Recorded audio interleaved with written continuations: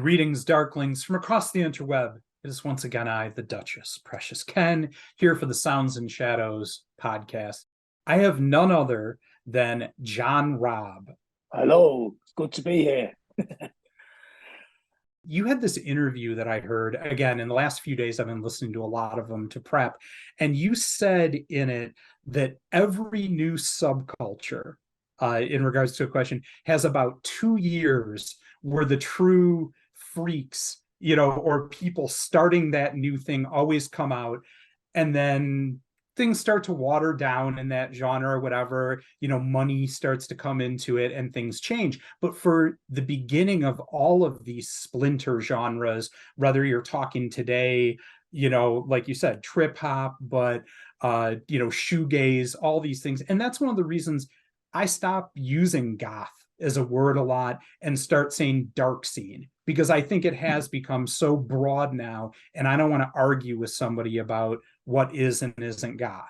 So do you think as all of these new genres splinter out more and more and have new aspects, do you think that's what's opening the door for something artistic and worthwhile to happen at the beginning of all of these splinters of, I don't know, witch house and anything else within this umbrella?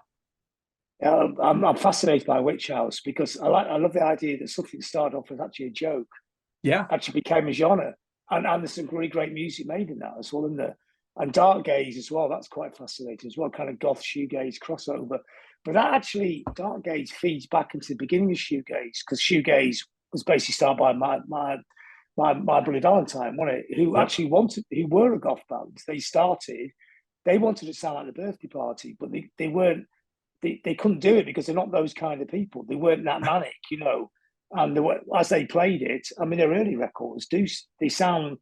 You could tell they were trying to go in that direction. We played gigs for them. I knew them then.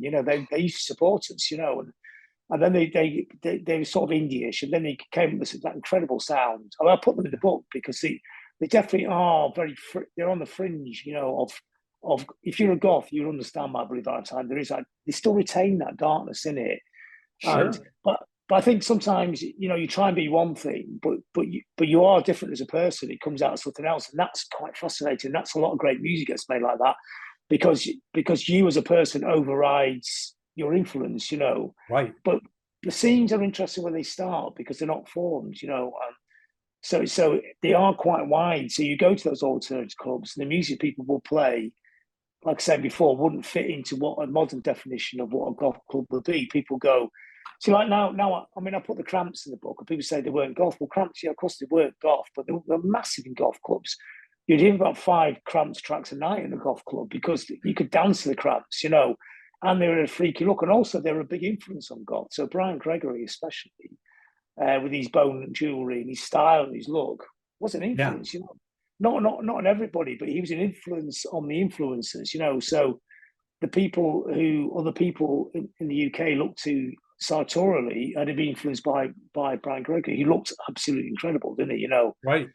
It didn't matter. I mean, also he sounded great actually, because all he did in all the Cramp songs was just go make a noise like that. But what a great noise it was, wasn't it? I mean, I remember the first time I saw a Cramps record, the first record that came out in England. Yeah. We couldn't believe. We thought, God, they look like they're dead. I thought they were completely serious. I didn't realise there was a sense of humour in there. I just thought they were utterly serious, and we couldn't work out Brian Gregory's face because it's in shadow, so it looks like half his face is missing. I mean, because you couldn't Google it, you couldn't work out anything, could you? You all you had was a sleeve and this really weird record, and you couldn't understand where they were coming from at all. So they weren't psychobilly then or anything like that, or they you could hear the 50s thing in there, but it didn't sound 50s. And as I got really to know the story, to me, actually, what I found out is they're a psychedelic band, but they don't use 60s paisley psychedelia. They use backwards rockabilly and make it, but on acid. I mean, they are a really psychedelic group, especially when you get to the Right. second album. The second album's really psychedelic. It's a psychedelic post-punk record with 50s riffs in it, And then later on, they played it more for laughs, didn't they? And they were good, I mean, they're great. The kitschiness of the Cramps is also great. And they're always great live right to the end. But that early thing, when they were genuinely scary, that's when they were really cool. And when you look at them in that context, they make total sense in goth. I mean, I'm sure there's loads of people watching this go, the Cramps were never goth, you know, but I was there. I was in them clubs, you know, and people would play them in the clubs and everyone would dance to them. You know, they were really popular. That was their Sure. audience. There wasn't an audience. There was a psychobilly scene, and those people liked the Cramps as well. But the goths loved them as well. You know, they're probably bigger than the goth scene because all the other psychobilly bands play straight 50s psychobilly, and the Cramps are like something else. There's something there was something. They were a total trip, weren't they? See, I think that's important too, because it's not like people, for the most part, just say, I like goth music, so I'm shut off now. That's all I listen to. I'm not going to listen to the Rolling Stones. I'm not going to listen to the Clash. That's all. Nobody does that. People are, again, complex. You enjoy and love a lot of different fringes and aspects of music, not just one thing.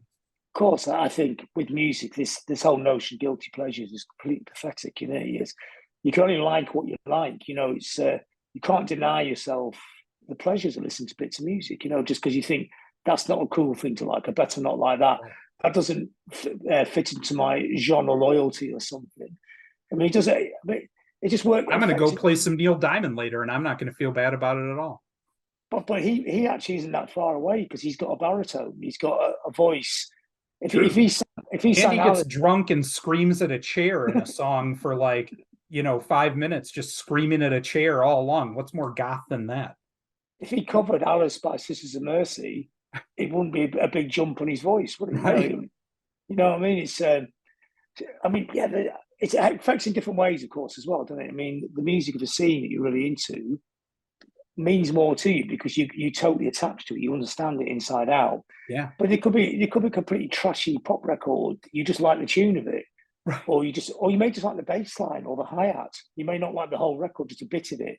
You know, you may just get it, or you get like like Billie Eilish. Her records are really good. I But they love have Billie Eilish. Yeah, it's good stuff. there's a gothic twist in there because she actually turns out, she liked that kind of music as well when she was growing up. She's a lot younger than us, but it's kind of mixed into her pop, which is quite fascinating, isn't it? Or Grimes as well. She mixes sort of Nine Inch Nails, sort of industrial in with electro pop. So it's kind of all these things where people mix all these influences together. That can be quite interesting as well. And when you unpick them all, you can hear the bits that sort of chimed a bit more. I mean, obviously, hearing like early Banshees is powerful, isn't it? Because it is really powerful music and the effects in a powerful, intense way, which is great. But hearing a pop record we just like the tune of, you nod your head to, is cool as well, isn't it? Yeah. You don't, like I said before, you don't have to be so strict about the good times. I mean, music's the most important thing in the world, but at the same time, you don't have to beat yourself up over it. It's meant to make you feel something to enjoy. So I want to jump now to the name of the book, the history of goth, and talking about the book. To me, when we talk about history, one of the things you always say is it's to make sure you don't repeat the mistakes of the past, to learn something, to be better. So when you talk about the history of goth and hopefully having people my age, people younger than me, like we're talking about reading this to know the history and understand goth, what is it that the history of goth has to teach the modern scene? What are the things that we need to learn from the history of goth? I think in a sense, you maybe shouldn't have to learn anything. You make up your own rules and your own sort of subcultures and your own definitions. You don't have to define yourself by a 40-year-old culture. And what people did then was reacting to their current environments, wasn't it? Whereas now the environment's different. I mean, you grew up through gaming. There wasn't gaming when we were growing up, or there wasn't the internet. So there's a lot of very different influences, but you kind of cherry pick the bits you like, don't you? I think that's important as well. I think a lot of my favourite cultures, I mean, this is the thing growing out of punk, because I was punk before, and I still am at heart, really. I like the cut and paste of punk. You cut little bits out of other cultures and stuck them back together in a different order, So you just took the bits you wanted, which has become very much how all music is made nowadays, isn't it? But in punk, it was quite a revolutionary idea because music had always been going to the next stage, and punk was basically just getting the past and cutting it all up and sticking it back together, dislocating it and creating a new future out of it. But to me, punk isn't, punk itself wasn't just, people playing guitars. I mean, Right. to TVOD by the Normals, a punk record, just did that, or early Gary Newman, just keep, that, this always annoys punks, don't it? Because they get so trad, don't they? So it has to be guitars. But I love guitars, but it's not the only way to make music. I mean, that was a great thing when Sleaford Mods appeared in Britain. It really did people's heads in. He just plays on. He doesn't do anything. He just presses a button on a laptop. Yeah, but everyone's dancing. It works. Don't get so hung up about it. Like when Suicide did that tour with the Clash, and you think, the Clash's crowd of '77. You think they'd be all broad-minded people on the barricades of the revolution, Right. but no, they got bottled off every night, and Alan Vega ended up in hospital because people couldn't get their heads around somebody playing a keyboard and somebody singing. And Suicide are one of the greatest bands of all time. That Yeah. first Suicide album is a template for so much stuff in it. The Yes. drum machine, the darkness, the intensity, and just how unsettling that record is.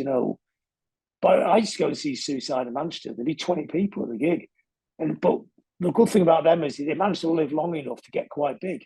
So in the end, they'd be playing to 1,000 people for about 15, 20 years. But it The took only the people world to catch up. took ages to catch up, and the only people who used to go and see Suicide were people in bands because they were a band's band. I mean, everybody in bands loved Suicide, because they love the way they sort of dare the minimalism of it. They dare to go somewhere else, and there's a lot of respect for that. Yeah. So another thing I want to ask you about here is, like me, you play in a band. You have a page where you write and review other bands, and you do these interviews to talk. And so all of those things come from a devotion or love of music. Is it kind of the same thing or energy that fuels you to do all three? Or is it kind of for different reasons or different things that excite and fuel you that you wear these individual hats? I don't see it individual. I see facets of a diamond. Really, I think it's music, isn't it? So you either play it, if you're really into music, you talk about it, write about it, think about it, play it. It don't seem that different to me, And they're all creative as well, aren't they? So I'm not really a journalist. I'm a writer. There's a big difference, isn't there? So I do descriptive writing. I don't think the New York Times would employ someone like me, because you have to write. It's proper journalism is a craft on its own. It's completely different, isn't it? But I write about what I feel like, and that's quite different. So it's not cold, hard facts, I mean, yes, the book has information in it, and I like little facts, and I like history. I'm fascinated by it. It's But it's all extremely about, well researched. yeah, but that's a really important part of it. But it's also about what that felt like, And I think something like the New York Times is, factual, opinionated because it has to have an opinion, articulation of facts. Whereas what I try and do is what that feels like. So when I'm writing about the romantic literature, I mean, it's a different way of writing about it because I wasn't there. Obviously, I'm not 338 years old, but it's what it felt like and what it sort of brings to the scene, sort of emotionally as well, and also artfully as well. The way those people use words and the things they're writing about and the textures of what they're writing and the nuances, which is kind of the same as the music, but articulating words and things. I mean, wouldn't it have been great to hear those people at the time reading their stuff out, because that would be the closest you could get to it, wouldn't it? I mean, what would Lord Byron sound like? I imagine he'd be shouting in a very pompous, posh voice that would completely fill the room, wouldn't it? Yeah. Or I mean, Oscar Wilde, or a lot of those. Yeah, that would be yeah. very, very interesting. I mean, Lord Byron, you couldn't get anybody, and for all his good and bad, because there's a lot of bad stuff about it, but you couldn't get anybody more rock and roll gothic than him. He was the Jim Right. Morrison of his time, wasn't he? Incredibly talented, obviously a very difficult person to be around, Yeah. No, I love that. So kind of now springing on this, you talked earlier about kind of DIY and the importance of that. And I think I'm interested to hear from you, who has seen several decades and watched music evolve and played music. Right now, I think one of the biggest changes is that anybody can have a home studio at their house for like under $1,000 or at a reasonable thing that anyone can work towards it and afford this. That wasn't true even in the 90s in a lot of ways. You had to go to sound professional. You had to have a backer, go to a studio that cost $200 an hour, something like that to do it. And today, anybody who has an idea or a concept can get a good recording and put that in the world and promote it. And yeah, you can do it on your phone. You don't need yeah, £1,000 studio. no, Yeah. it's true. It's true. So that's a big change, but it also has flooded the world with, so there's up and down for this. How do you think that having that technological change has happened for either the better or the worse towards pushing the boundaries and creating something new and exciting in music? It just makes it different. I mean, I'm all for the democratization of culture. I think everybody should have the opportunity to do art and culture, but the expectations, what you could do with it, are much lower. Whereas, when I started in bands, when I first moved to Manchester, there's probably about 20 bands in the whole city. There weren't, I mean, most people were in bands, whereas now everybody's in a band at some point in their lives. But now you go to these music events and you talk on panels, and people say, but what we've got to sort out is every musician should get a wage. And thinking, but that's impossible because everybody in the country is a musician. So everybody can't actually be on a wage because nobody's actually, people aren't buying the stuff. You can't have 50,000 bands where everybody's got a career out of it. It just doesn't work like that. Right. So expectations have to change, and I think that another point is the people who are genuinely really talented. A lot of musicians aren't particularly good at hustling. They're not. They're very introverted people who express themselves in music, like we talked about before. But I think, as a writer, when I put my writing hat on, I think, oh God, we're not finding this stuff. How do we find this stuff? Because we don't even know these people exist. They're not going to come to us. I mean, how do we dredge this stuff out? We're losing stuff. There's probably amazing ideas and bits of music that either got lost in the ether or never got written because that person gave up before they got there. So in a sense, we're losing that. But then there's always been a randomness to music, isn't there? For every Beatles, it's about been under 4 or 5 groups who somewhere nearly as good as that who were in the wrong place at the wrong time, or just didn't get the break, or didn't, or just got bored, And so it's not meant to be fair. That's the thing, is it? That's true. I think too, going along with that, there is the factor of, you brought up the Doors. Like, to me, Ray Manzarek, for example, is the reason the sound of the Doors was unique.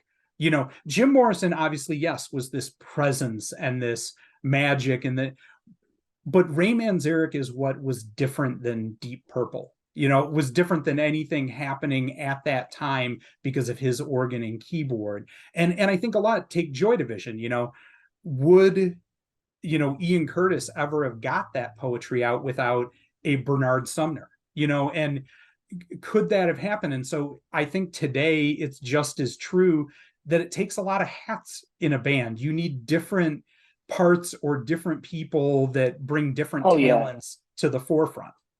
There's a few things I think Ian Curtis would have made it anyway, because he's really determined and really talented, and actually quite organised in the early days. So, I mean, I'm not running the rest of the band down because they are. I mean, obviously, when you Proven by New Order, they could really deliver.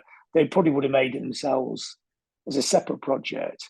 But Ian Curtis would have gathered other people around to do the thing.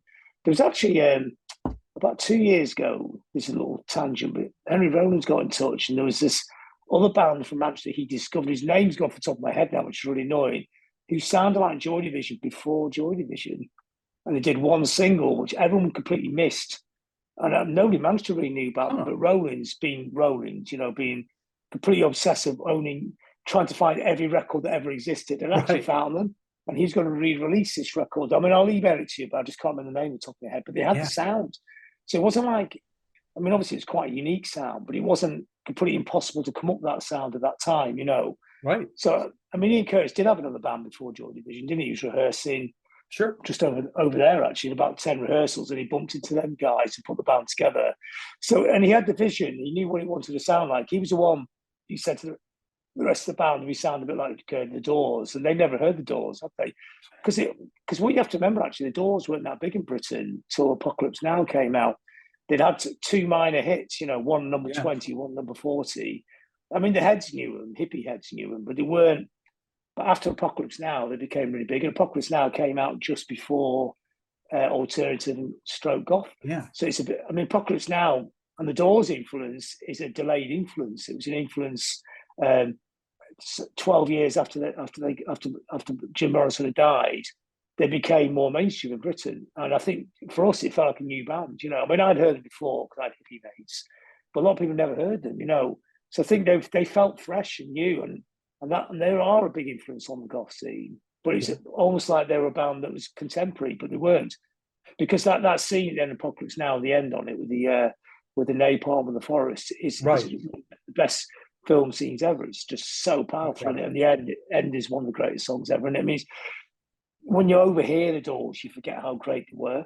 I mean, they're the first band to be called a goth band. They were described as a gothic band in 1967 when they played their first gig in New York in the review. So nobody had been called gothic before, and it really fits perfectly, doesn't it? Because I talk about Ray Manzarek and his Baroque keyboards thing he brought to it, the sense of space as well, the space in the sound they had, which became an influence later on. Obviously, Jim Morrison had the whole look, didn't he? The black leather style. He looked really cool, amazing voice. And I know a lot of people kind of are sniffy about his lyrics, but he was a good poet. When he got it right, he was really fantastic. And I think also the impact over the years, you don't know what it was like at the time when they first appeared. Right. They must have seemed like, wow, what the hell is this? Whereas now we just go, well, that's the Doors, isn't it? So it's out of context. And I think something you touch on in the book, again, when you talk a little bit about the Doors and some other things, was the aspect of ties to magic and like a Crowley, or the Doors had that very much.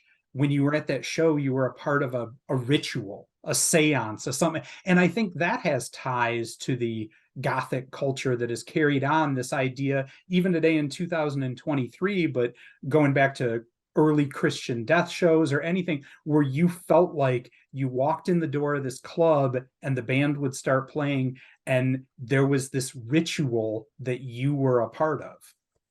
Yeah, and I like that idea. I think Killing Joke very much embraced that, the gathering idea. It's more than just a gig, isn't it? I mean, all these things work within show business. They're still selling the T-shirts. You still have to get a ticket to get in there. I mean, because that's the mechanics of it, But actually, when you're in it and you're immersed in it, I mean, isn't that the greatest feeling of a gig, isn't it? I mean, you could go see a lot of gigs where you quite like the band and it's okay and you're nodding away.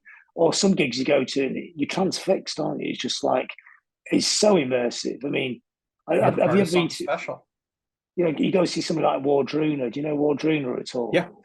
Yeah, these sort of Viking folk band, and it's so powerful, the music, you just you are drawn completely into this thing, and they create an atmosphere which is more than the music. And I think in a way that's what a lot of stuff is. Maybe we talk about in the book, like the writers, in the 18th century all the way through. It creates another world, and it's a very immersive world, and in a way it's more like real life than real life. I mean, sometimes you think real life is actually the fake bit, the made up bit, and the other bit is actually the only reality. No, I love that. So another thing, pulling from the book, I wanted to ask you about is you kind of talked about, to me, one of my favorite aspects and drew me to goth culture was the romanticism. Unlike a punk, whether it was political or anger, or like you said, kind of this blue collar ideal, goth did have this, I don't know, poshness or, feeling of, the frilly cuffs and the incense and the whole bit. When you have The Cure and bands like that, how did the romanticism, like Byron, play into goth, and how did that differ from people in the punk or post-punk scene that kind of was unique for goth in the way that it was embracing this foregone love or, ideals in the music.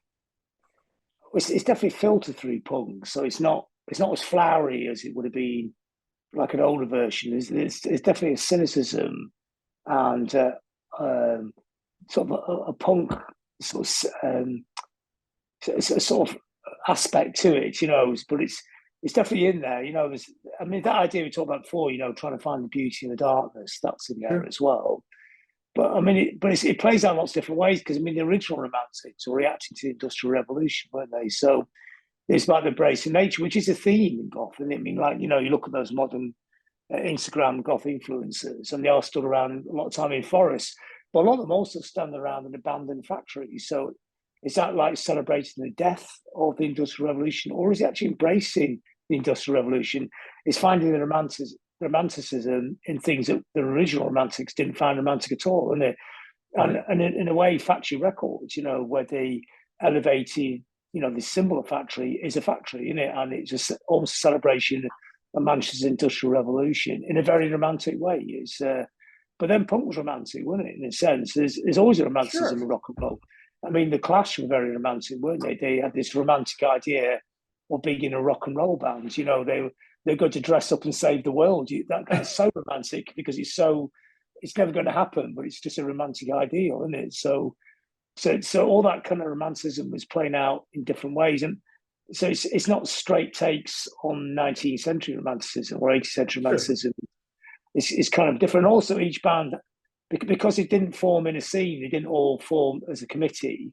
It's a lot of Right. different people coming from complete different directions, all meeting in the same place, isn't it? So it's not like Sister Mercy and Killing Joke and Bauhaus all sat in a room and said, "Let's make this scene up together."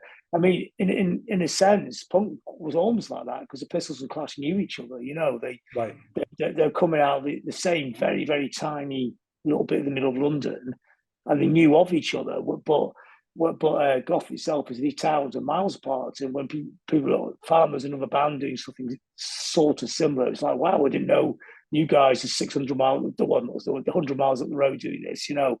I mean, all those Leeds bands obviously knew each other because they're all borrowing. They're borrowing. There's only two drum machines in Leeds. They're all borrowing off each other, aren't they?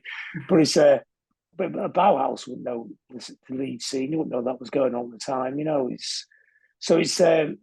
like that as well. I like the idea of convergent evolution. That thing where strange animals. Like you get flying squirrels and bats. They're not related, but they end up the same solution to different solutions to the same problem, isn't it? And that's kind of what a lot of these bands are doing, wasn't it?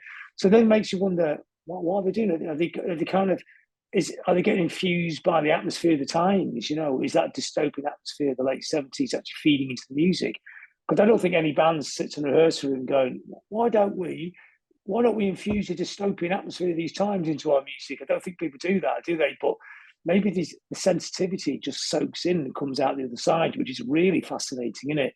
I mean, I don't think Joy Division went to the rehearsal room just over there when they filmed the Love and Terrace Park video and all that. They rehearsed for about a year and a half and put those two amazing records together. I don't think they stood in there and said, "Why don't we make records that reflect the post-industrial malaise in Manchester?"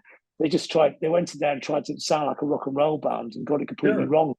But I think even when they sound really different, so take The Cure, Joy Division, Sisters of Mercy, a lot of these bands, the idea or concept of that feeling when you're young and you thought you were in a love that was going to last forever, and then it ended, and it was the end of the world. You were 19 years old and you thought everything was going to come crashing down and this was the end of life. And that feeling is so, I think, universal. Still in 2023, there's some 19-year-old person that is feeling that same thing as Robert Smith or David Gahan, and I think that's part of what tied it together, and that romantic aspect, or Lord Byron, romantic aspect of goth that tied these bands together, even though they came at it from a different place and a different sound. But what's really interesting is that when the bands get older, the drama really is a drama, isn't it? And it's good. That's what I'm interested to hear the new Cure album if he ever gets around to putting it out. It's taken about 10 years. It does exist because But I was in Rockfield Studios last year interviewing a band, and the Cure had been in the week before. And I said to the engineer, I said, "Oh, what's it like the album?" Because he was actually tape up in the album. He said it's pretty dark. It's like somewhere between Disintegration and Pornography. So if you just Pornography, just get over there. I love Disintegration. I think it's a beautiful record, but Pornography is it's so intense. It's I'm such a with you on that. Pornography is my number one, and me and my yeah. partner Rachel will debate that a lot. Or same thing with like Fleetwood Mac. We'll sit there for hours and kind of talking about our favorites, even though we love both. Yeah, save it. It's hair's breadth, isn't it? But I mean, Pornography was. I mean, when that came out, I just thought, God, this is the darkest record I've ever heard. It's so heavy. I thought, wow, the next one's going to be like even heavier. But then he swerved off into the pop thing. It took me a bit to get my Right? head around that. But then I realised the pop period of the Cure is just Sid Barrett, isn't it? It's like it's LSD pop. It's just a modern version. I mean, I love Sid Barrett, Pink Floyd, and it's the Sure. same. It was just like an update on that. I mean, or T Rex, just making really great pop records, and pop is great as well. It's just because I was so enamored of Pornography, and I saw them on that tour a lot live. It was like even it's even more intense. It was powerfully intense. I mean, it wasn't drowning in it in intensity. It was mesmerizingly intense. Right. And they had the look, and they looked amazing, and the artwork looked good, and the red lights on the stage, and all that stuff was amazing and great. And that, but so the new album, but the new album's about the death of his brother, isn't it? That's the Right. override thing, because his brother was 10 years older, and his brother's the one who took him to the Isle of Wight Festival, isn't he? So that was in the book I wrote about that. And he saw, we didn't see Jimi Hendrix, did he? Because his brother made him stay in the tent, and his Yeah. brother went off to see Jimi Hendrix, but at least he was nearby.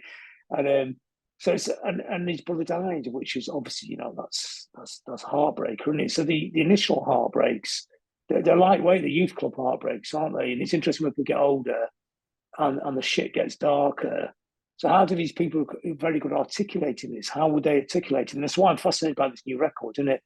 I mean, can he articulate it in such an intense way, or will it be more subtle, or will it come with a wisdom? That it's a cycle of life. We all die. And so it'd be interesting to see how that plays out. But when you see them live now, God, they're amazing live, aren't they? I don't know if you Right. see them on recent tours. Is that I mean, I've been going to see them for about 40 years, and I think they're at the top of the game live these days. Yeah. Greetings again. It is I, Katie. If you're liking this interview, I have great news once more. There is one last segment of this that will be dropping on Friday. If you're liking what you're seeing, please subscribe, hit that like button, and leave a comment below. And most importantly, keep it fucking dark, yo.